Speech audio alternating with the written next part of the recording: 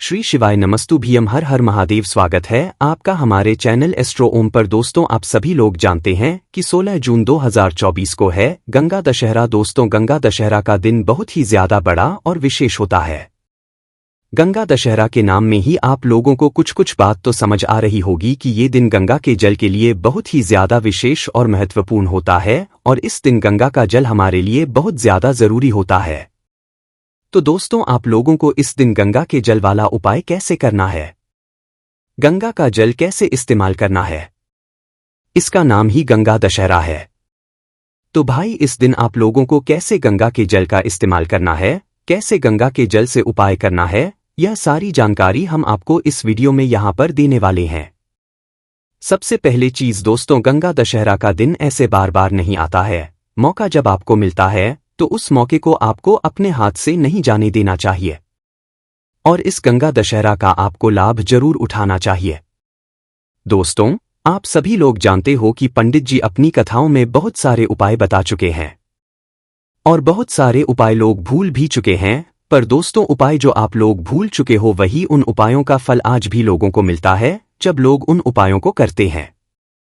उसी तरीके से दोस्तों, गंगा दशहरा का जो दिन होता है, ये दिन भी साल में सिर्फ एक बार आता है और जब एक बार आता है तो भाई, एक बार आए हुए उस दिन पर जब आप लोग कोई एक विशेष उपाय करते हो तो उस उपाय का जो फल है वो आपको बहुत ही जल्दी और बहुत बड़ा होकर मिलता है।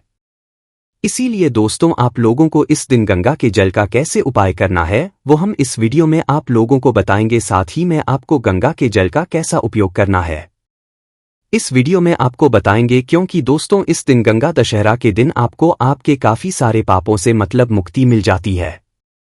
आपने अनजाने में कैसे ही किसी तरह के पाप किए होंगे पहले, तो भाई आपको उनसे मुक्ति मिलती है।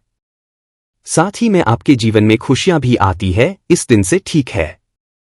पर इस दिन आप लोगों को कुछ करना होता है गंगा के जल से। तो भाई, सबसे पहले हम लोग बात करते हैं कि इस दिन आप लोग गंगा के जल से करोगे क्या। तो देखो, सीधी सी बात है, गंगा का जल क्या होता है, मतलब जल होता है। उसमें सभी लोग डुबकियां लगाते पापों को नष्ट करते हैं, ऐसा मतलब लोगों के द्वारा कहा जाता है। और दोस्तों, हम आपको बता दें, गंगा दशहरा के दिन जो व्यक्ति गंगा के जल में स्नान कर लेता है भाई, उसके काफी सारे कई जन्मों के पाप तक नष्ट हो सकते हैं। हम हो सकते हैं कह रहे हैं होंगे या नहीं होंगे, ये आपके ऊपर निर्भर करता है कि आप किस मन से डुबकी लगा रहे हो, किस मन से गंगा दशहरा के दिन गंगा के अंदर मतलब डुबकी लगाने आप लोग गए हुए हो। तो इस दिन अगर गंगा नदी के अंदर आप लोग स्नान कर हो, डुबकी लगा रहे हो, तो भाई इस दिन गंगा स्नान करने का बहुत ही बड़ा और विशेष फल जो है हमें देखने के लिए मिलता है और डुबकी लगाने का भी बहुत ही बड़ा और विशेष महत्व यहां पर हमें देखने के लिए मिलता है। पर दोस्तों, ये बात तो उन लोगों के लिए होगी जो लोग गंगा दशहरा के दिन गंगा नदी में स्नान करने के लिए जाएंगे या आसपास रहते होंगे, तो भाई वो गंगा नदी में स्नान करने के लिए चले जाएंगे। पर उन लोगों के लिए क्या जो गंगा नदी में स्नान करने के लिए ना जा सकें, या वो लोग इस दिन मतलब ना जा रहे हो गंगा स्नान में, तो उनके लिए क्या हो सकता है। वो एक काम कर सकते हैं कि भाई, सभी लोगों के घर में गंगाजल तो जरूर उपस्थित रहता है। आप किसी तीर्थ स्थान पर गए हुए होंगे तो भाई आप वहां से गंगाजल जरूर लेकर आए हुए होंगे, ठीक है। चाहे थोड़ा सा लाए हुए होंगे, चाहे ज्यादा लाए हुए होंगे, है ना। तो भाई, उन लोगों को मात्र ये काम करना है कि गंगा दशहरा के दिन सुबह सुबह ब्रह्मा मुहूर्त में, कौन से मुहूर्त में, ब्रह्मा मुहूर्त कब से कब तक होता है, ये आपका मुहूर्त 4 बजे से लेकर 5-6 बजे तक मतलब चलता है। वैसे 4 बजे के बाद से ये मुहूर्त शुरू हो जाता है। तो भाई, आपको क्या करना है, जो ब्रह्मा मुहूर्त होता है इस ब्रह्मा मुहूर्त में उठना है।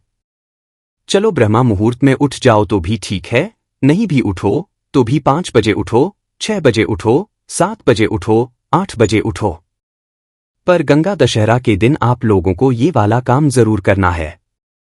क्या करना है, आपके घर में जब आप लोग मतलब गंगाजल तो रखा हुआ होगा ना, तो गंगाजल को निकाल लेना। गंगाजल को निकालने के बाद दोस्तों, आपको क्या करना है, अगर आपके पास देखो 2 तरीके से यहां पर बात निकल कर आती है कि अगर आपके पास ज्यादा मात्रा में गंगाजल है तो एक अलग बात होगी और आपके पास कम गंगाजल है तो एक अलग बात होगी। सबसे पहले हम उसके बारे में बात करते हैं कि अगर आपके पास ज्यादा मात्रा में गंगाजल है, आप किसी तीर्थ स्थल पर गए हुए होंगे, तो भाई वहां से आप लोग अच्छी मात्रा में ज्यादा मात्रा में गंगाजल लेकर आए हुए होंगे, तो मात्र आपको करना क्या है? जब आप लोग सुबह सुबह स्नान करने के लिए जाओ तो अगर आपके पास ज्यादा मात्रा में गंगाजल रखा हुआ है तो क्या करना है, आप लोगों को एक लोटा लेना है, उस लोटे के अंदर पूरा फुल गंगाजल भर लेना है। ये बात कब करनी है आप लोगों को? जब आपके पास ज्यादा मात्रा में गंगाजल कम मात्रा में है तो भी हम आपको बताएंगे आपको क्या करना है, पर उसके लिए पहले ये वाली बात आप लोग सुन लीजिए, ठीक है? तो देखिए, एक लोटा आपको लेना है, उस लोटे के अंदर आप लोग पूरा गंगाजल भर लीजिए। पूरा गंगाजल भरने के बाद आपको ये करना है, इस लोटे को अपने ऊपर मतलब धीरे धीरे करके एक धारा से डालते जाना है। ये गंगाजल आपके पूरे शरीर को स्पर्श होना चाहिए और मतलब अपने आप वो नीचे चला जाएगा, जमीन पर चला जाएगा है ना। तो क्या करना है, इस पूरे गंगाजल को अपने सर पर डाल लेना है। जिस तरीके से आप नहाते हो ना, तो आपको क्या करना है, जो एक लोटा गंगाजल आपके हाथ में है, इसके अंदर और कोई जल नहीं होना चाहिए। अगर आपके पास ज्यादा मात्रा में गंगाजल है तो सिर्फ और सिर्फ गंगाजल से ही आप पूरा एक लोटा जल भर लीजिए, ठीक है? गंगाजल भर लीजिए और गंगाजल भरने के बाद फिर इसको अपने सर पर एक धारा से धीरे धीरे करके डाल लीजिए, जिससे कि आपके पूरे शरीर पर ये गंगाजल लग जाए। देखो दोस्तों, गंगा दशहरा के दिन गंगा का जल जब आपके शरीर पर स्पर्श होगा तो आपके काफी सारे पाप नष्ट होंगे, आपके शरीर में जो रोग और बीमारियां होंगी वो भी दूर हो सकती है। बहुत ही बड़ा और महत्व होता है गंगा दशहरा के दिन, और गंगा दशहरा के दिन गंगा नदी में स्नान करने का विशेष महत्व होता है। गंगा नदी में स्नान ना भी कर पाओ तो गंगा नदी का जो जल होता है उससे एक बार स्नान करने से या उसका कुछ भाग जो है अपने शरीर पर स्पर्श करने से भी हमें बहुत ज्यादा लाभ होता है। तो उसी तरीके से हम आपसे कह रहे हैं कि ज्यादा मात्रा में गंगाजल है तो एक लोटा गंगाजल भरो और अपने ऊपर डाल लो, ठीक है? और ऊपर डालोगे, एक धार से धीरे धीरे करके डालोगे तो वो आपके पूरे शरीर को स्पर्श होता हुआ चला जाएगा, ठीक है? उसके बाद में आप लोग जो है बाद में अपना जो भी स्नान है वो कर सकते हो।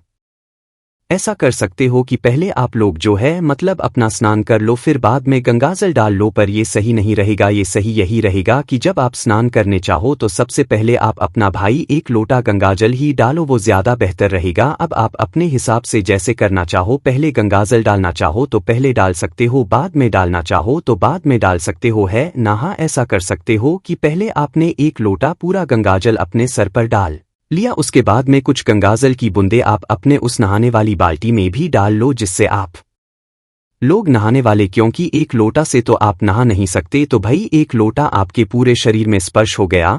उसके बाद में जिस बाल्टी से आप नहा रहे हो, जिस पानी से आप नहा रहे हो, उसके अंदर भी कुछ बूंदे गंगाजल की आप लोग डालकर फिर उससे स्नान करो, इससे आपको पूर्ण फल मिलेगा। इसके बाद में दोस्तों अब हम बात करते हैं उन लोगों के बारे में जिनके पास ज्यादा गंगाजल नहीं है, कम गंगाजल है। तो भाई उन लोगों को मात्र ये करना है कि जब वो गंगा दशहरा के दिन जिस भी मुहूर्त में नहा रहे हो, जिस भी समय नहा रहे हो सुबह सुबह, तो भाई जिस बाल्टी से वो नहाने वाले हो, जिस बाल्टी के अंदर उनका नहाने का जल भरा हुआ हो, उस जल के अंदर आप लोग मात्र क्या करो, कुछ गंगाजल की डाल लो, एक ढक्कन गंगाजल डाल लो या एक कटोरी गंगाजल डाल लो, मात्र आपको इतना करना है। फिर सिर्फ और सिर्फ उसी जल से आप लोग स्नान कर लीजिए। देखो, गंगाजल से जब आप स्नान करोगे तो आपको कुछ साबुन वगैरह नहीं लगाना है, आपको निरमा का इस्तेमाल नहीं करना है, किसी भी ऐसी चीज का इस्तेमाल नहीं करना है जब आप अपने शरीर पर लगाते हो, है ना? विशेष रूप से जब आप गंगाजल का स्नान कर रहे हो या गंगा दशहरा का मतलब गंगा दशहरा ये वाला स्नान कर रहे हो, आप ये समझो कि गंगा की कुछ बूंदे अगर आपकी बाल्टी में चली गई है तो वो पूरा गंगाजल ही बन गया है ना? तो उसके साथ में आपको अपनी शरीर पर कोई साबुन या कोई भी शैम्पू कुछ भी नहीं लगाना है, मात्र सादा पानी से आपको स्नान करना है, वो भी गंगाजल वाले स्नान से, है ना? गंगा दशहरा के दिन इस तरीके से आप लोगों को स्नान करना है। हमने आपको दोनों तरीके बता दिए हैं, ज्यादा गंगाजल है तो वैसे करना है, और गंगाजल है तो अपनी बाल्टी में जल मतलब कुछ बूंदे गंगाजल के डालकर उससे स्नान करना है। आपको पूर्ण फल मिलेगा और आपके पाप भी नष्ट होंगे और आपके जीवन में सुख और शांति भी बनी रहेगी। और ये काम घर के सिर्फ एक सदस्य को नहीं बल्कि सभी सदस्यों को करना है। गंगा दशहरा का बहुत ही बड़ा और विशेष महत्व होता है। अब ये तो बात हो गई खुद लिए कि हाँ, हमने इस दिन गंगा स्नान कर लिया गंगा दशहरा के दिन, ताकि हमारे जीवन में सुख और शांति बनी रहे, हमारे पाप भी नष्ट हो जाए। अब बात आती है, क्या इस दिन हम गंगा के जल से कुछ उपाय भी कर सकते हैं? बिल्कुल कर सकते हैं, और उपाय का जो आपको फल है वो भी बहुत जल्दी मिलेगा, क्योंकि आप गंगा दशहरा के दिन ये वाला उपाय कर रहे हो। आप सभी लोग जानते हो कि जो पंडित जी उपाय बताते हैं वो शिव जी से जुड़े हुए बताते हैं, तो भाई शिव जी से जुड़ा हुआ उपाय है।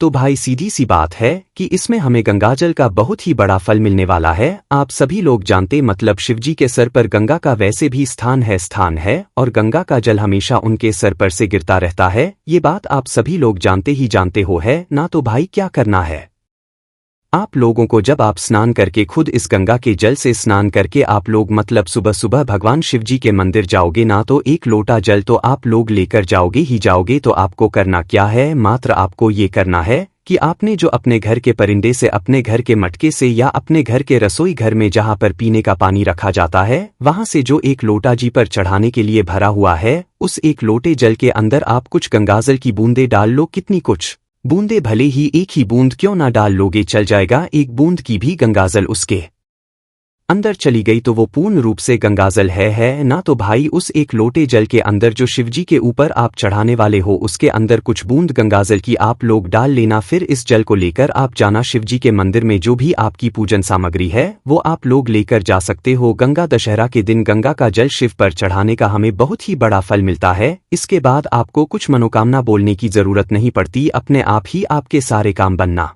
शुरू हो जाते हैं। अगर आपके पास ज्यादा गंगाजल है तो आप पूरा एक लोटा गंगाजल का ही भर के लेकर जाएं, और अगर नहीं है तो भाई अपने घर के में से जल भरे, कहीं से भी जल भरे, उसके अंदर कुछ बूंदे गंगाजल के डाल ले, जिससे कि ये गंगा का जल का एक स्वरूप ले है ना। तो इस तरीके से लोटा तैयार करके शिवजी के मंदिर पहुंचना है। शिवजी के मंदिर पहुंचकर सबसे पहले आपको शिवलिंग के ऊपर इस गंगा के जल को जो आप अपने घर से तैयार करके लेकर आए हुए हो, इसका एक धीरे धीरे करके शिवलिंग पर आपको जो है क्या करना है, मतलब चढ़ाना है। इसको विसर्जन जैसे हम करते हैं ना, शिवलिंग के ऊपर जल चढ़ाते हैं एक धरा से धीरे धीरे करके एक लोटा, वैसे ही आप लोगों को ये जल चढ़ाना है। कुछ भी अलग नहीं है, बस जल्दबाजी नहीं करना है, आराम से जल चढ़ाना है। जैसे ही आप लोगों का वह गंगाजल चढ़ जाता है, गंगाजल चढ़ने के बाद आपको क्या करना है, आपकी जो भी पूजन सामग्री है वो शिवलिंग पर चढ़ानी है। फिर शिवलिंग के पास में आपको आकर बैठ जाना है। बैठने के बाद 2 मिनट का जाप करना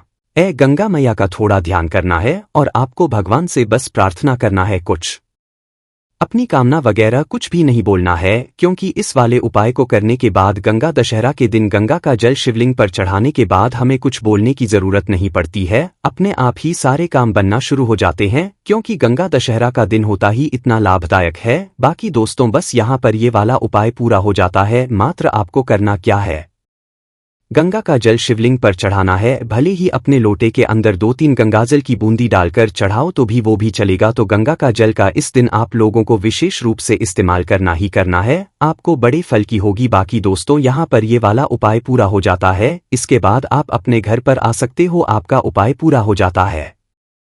बाकी दोस्तों इस उपाय को करने में अगर आपको कोई भी दिक्कत समस्या आती है तो कमेंट करके पूछ सकते हैं। श्री शिवाय नमस्तुभ्यम, हर हर महादेव।